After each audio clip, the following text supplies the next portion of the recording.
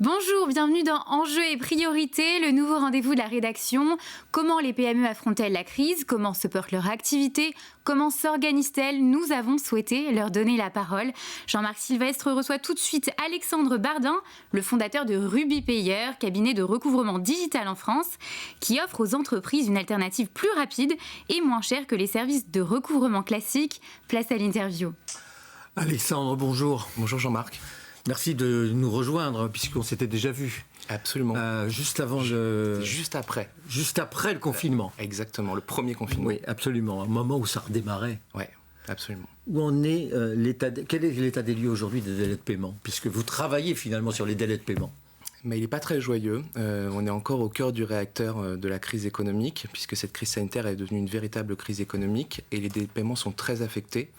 Le principal problème, c'est que la confiance entre les entreprises s'est un peu effritée. Et quand la confiance s'effrite, c'est aussi le crédit interentreprise qui est mis en danger, et donc les délais de paiement. Votre métier, c'est de récupérer finalement des paiements de factures. Notre métier, il a un peu évolué au final, puisque notre métier premier, en effet, c'est de faire du recouvrement de créances. Ouais.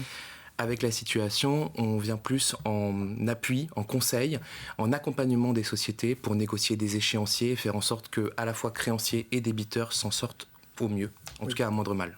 Qu'est-ce qui bloque aujourd'hui? C'est le fait que les gens n'ont pas de trésorerie ou pas? Parce qu'on dit par ailleurs qu'il y a énormément de cash dans les entreprises. Il y a eu le PGE qui a été quand même distribué de façon généreuse à beaucoup d'entreprises. Très généreuse. Et le vrai problème aujourd'hui, c'est, si vous voulez, la peur de demain. On ne sait pas de quoi sera fait demain. Donc d'un côté, vous avez des créanciers qui veulent rapatrier le cash qu'ils ont dehors parce qu'ils ont peur que leurs clients fassent faillite. Et de l'autre, vous avez des débiteurs, donc les clients, qui, eux, sont assez réticents à payer parce qu'eux-mêmes ne savent pas de quoi sera fait demain et ont besoin de conserver de la trésorerie.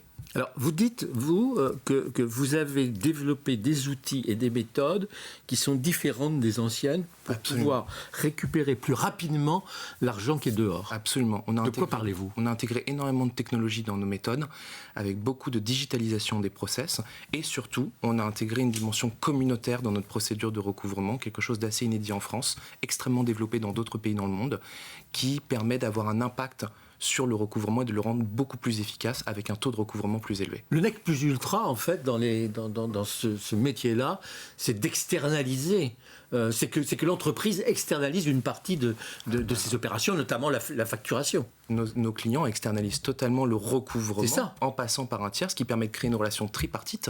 Et cette relation tripartite, elle permet aussi de préserver sa relation avec son client. On évite de se brouiller avec son client en allant lui réclamer de l'argent. Être obligé de lui téléphoner énergivore tous les jours pour lui dire écoutez, c'est ça. La facture est restée en rade, elle est bloquée chez vous, etc. Exactement. Donc c'est vous qui faites ce boulot, le sale boulot, quoi.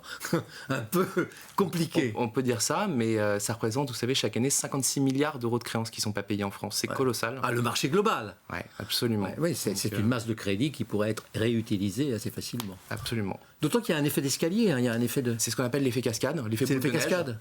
C'est toujours les plus petits en bout de chaîne qui trinquent. Quand vous n'êtes pas payé, vous ne payez pas vous-même généralement. Et au final, c'est celui qui est en bout de chaîne qui se retrouve dans la situation la plus compliquée. Pourquoi? Parce que les grosses entreprises ne payent pas, elles non plus. C'est très connu que les plus grosses entreprises sont particulièrement... Moi, ce qu'on m'a dit, c'est que l'État ne payait pas. Les collectivités locales ne payaient pas. Absolument. Vous êtes en train de les ménager, là. Non, mais c'est tout à fait vrai. On a moins de dossiers contre des collectivités ou contre l'État que contre des grosses sociétés. Mais en effet, c'est la réalité. Alors parfois, après, c'est aussi des problèmes de des process qui prennent énormément de temps. Donc, il faut essayer d'accélérer les choses. Bien, merci Alexandre. Merci à vous. Anaïs, vous savez où vous adresser si vous avez un problème de paiement. Merci Jean-Marc, merci Alexandre Bardin. Je rappelle que vous êtes le fondateur de RubyPayer, un service de recouvrement de créances en ligne.